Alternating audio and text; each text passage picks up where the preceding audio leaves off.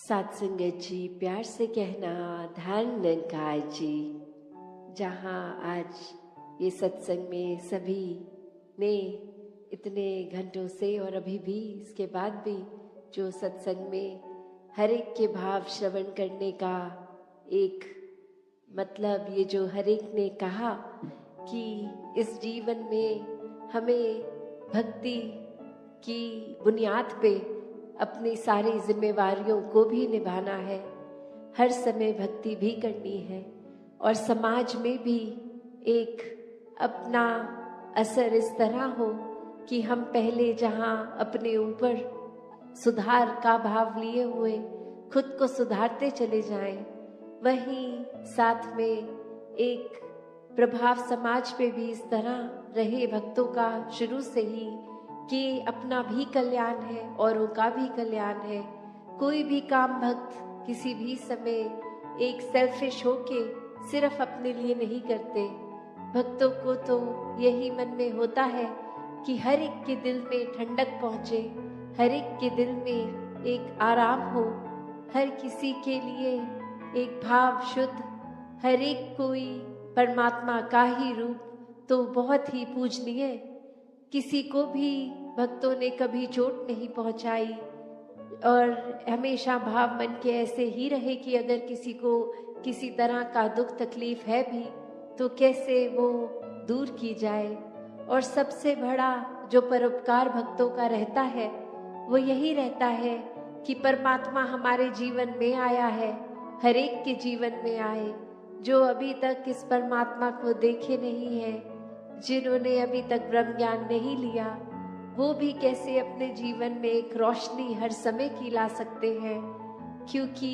ये टेम्पररी अगर हम बात करते हैं तो कोई भी चीज़ हमें कुछ देर के लिए, अगर अभी डे टाइम है तो कुछ घंटों बाद अंधेरा हो जाएगा, नाइट हो जाएगी। तो ये रोशनी इस तरह तो दिख रहा है अभी सब कुछ, पर ये हमेशा की नहीं है। पर जो परमात्मा है ये सच है, ये ट्रूथ है, ये ओमनी प्रेजेंट, ये निराकार, ये हर समय की सच्चाई है, हर समय की रोशनी है। भक्तों ने यही समझाया है कि जितना ज़्यादा इस परमात्मा के साथ मन को जोड़ेंगे, इसके एहसास में रहेंगे, हर काम में इसको शामिल करेंगे, तो फिर एक ये मन डामाडोल नहीं होता, मन में कोई उदासी, कोई खुशी के भाव अपना प्रभाव असर नहीं छोड़ते। क्योंकि प्राथमिकता इस मन ने परमात्मा को बना लिया है और फिर ये प्रायोरिटी बेस्ड जब इस परमात्मा को ही हर समय दिमाग में, दिल में रखते हैं, तो बाकी चीज़ों का असर उस तरह नहीं होता कि कोई अगर बिजनेस में नुकसान है तो एक डिप्रेशन की ओर मन जा रहा है, या फिर कुछ इतनी उपलब्धि मिल गई, अचीवमेंट मिल गई कि इतनी खुशी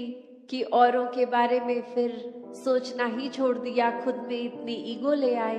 एक अपने आप को बहुत ही इम्पोर्टेंट बना दिया। तो बात वही कि कैसे हर एक में, जहाँ हर किसी ने इस परमात्मा को देखना है, हर एक के अंदर वो कैपेसिटी है, वो पोटेंशियल है कि कैसे इस परमात्मा के सारे गुण, हम चाहे एक मनुष्य के शरीर में हैं पर परमात्मा जैसे देवीय गुणों से हम युक्त हो सकते हैं, ह्यूमन वैल्यूज से युक्त हो सकते हैं। ये मन में कंपैशन, काइंडनेस, दया, क्षमाशील होना, एक मन में प्यार का भाव, प्रेम का भाव, ये लव, ये सरेंडर, ये ब्रॉड माइंडेड होना, हर एक को एक्सेप्ट करना, हर किसी के लिए वही भाव हो कि ये इंसान से बहुत कुछ हमें सीखने को मिल सकता है। दिल कारण ना ढूंढे कि कैसे किसी से भी नफरत की जाए, हर किसी से फिर वही बात जो अभी सत्संग में भी हम सुन रहे थे कि ये एकत्व जब इस्टेब्लिश हो जाता है, ये वननेस स्थापित हो जाता है, तो वो वननेस कोई उस बात की बात नहीं है कि हर कोई एक जैसा दिखे। एक फिजिकली तो हर किसी के शक्ल, आकार, फीचर्स एक बहुत ही अलग हैं। कोई किसी रीजन के होते हैं तो एक ज्योग्राफिकली रहने की वजह से उस तरह एक कल्चर और अपीयरेंस से खाना पीना वैसा हो जाता है, और दूसरे कहीं देश में किसी और राज्य में अपने देश में भी हो तो वो एक अपीयरेंस वाइज तो अलग हो सकते हैं, बट जो अभी कॉमन थ्रेड की भी बात हो रही थी कि ये परमात्मा ही है जो जहाँ पूरे ब्रह्मांड में है, एक वो कनेक्शन हमारी इस परमात्मा से जब है तो संसार के हर इंसान से हर कोई अपना है, हर एक में ही परमात्मा का वास। तो कैसे जब इस परमात्मा से प्यार हो जाता है, इस परमात्मा के अलावा फिर और कुछ दिखता ही नहीं है, हर एक में ही दिखता है, तो फिर ये भाव वही आ जाते हैं कि ये संसार बहुत ही सुंदर है, हर किसी में बहुत कुछ सीखने के लिए है, और किसी की फिर बात दिल पे चोट नहीं देती, क्योंकि फिर वही लगता है कि कोई वजह होगी, किसी का दिन अच्छा नहीं जा रहा होगा, शायद किसी की तबीयत नहीं ठीक कि इतनी इरिटेशन हो रही है, इतना तंग हो रहे हैं कि कुछ खराब हमें बोल रहे हैं। तो बात वही कि हर किसी के अंदर जब ये परमात्मा दिखता है तो एक अच्छाइयों को ही भक्त उठाते हैं, किसी की कमियों को इस तरह संसार के आगे नहीं उछालते। एक दिल में अगर वाकई ही एक कंसर्न है उस इंसान के लिए तो उस इंसान को डायरेक्टली जाके उसके पीठ पीछे एक बैक बाइटिंग नहीं, उसको सामने जाकर बोला जाता है कि ये जो आपने बात कही वो ठीक नहीं थी, इसमें अगर आप सुधार कर लें तो वाकई ही आपका सुधार हो जाएगा, अगर आप अपने थोड़ा बिहेवियरल चेंज लेके आएंगे। और फिर संत यही समझाते हैं कि बिहेवियरल चेंजेस तो टेम्पररी फिर भी हो सकते हैं, कुछ देर की लर्निंग के लिए हो सकते हैं, फिर कभी और ये बिहेवियर वापस हो सकता है अग्रेसिव एंग्री। तो फिर कैसे हर समय के लिए एक मन को शांत रखना है, शीतल रखना है, मन में सहजता रखनी है, मन में सुकून का भाव रखना है,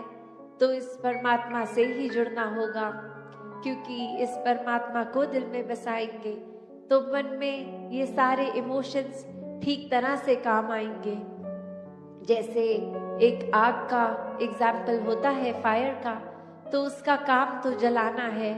पर कैसे हम अगर वो आग के ऊपर कोई तवा रख देते हैं तो वो उसको रोटी बनाने के भी फिर वो आग ही काम आती है। वो हीट अगर बहुत ठंडा दिन है तो कैसे एक फायर प्लेस में डाल देते हैं, एक बॉन फायर करके,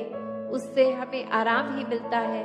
तो कैसे ये जहाँ एक गुस्से की, एक एंगर की भी बात है, उसको भी अगर चैनलाइज किया जाए ठीक तरह से तो सारे ही मन के इमोशंस ये बहुत ही उपयोगी भी हो जाते हैं। हमेशा सिर्फ एक नुकसान का ही नहीं इमोशन एक रास्ता लेता, तो कैसे अपने आप को अगर सही तरीके से रखना है, सही रास्ते पे रखना है, सही सोच, सही दिल के भाव, सही बातचीत के लिए वो शब्दों का प्रयोग मन में हर एक को एक आराम देने के भाव से किया जाए,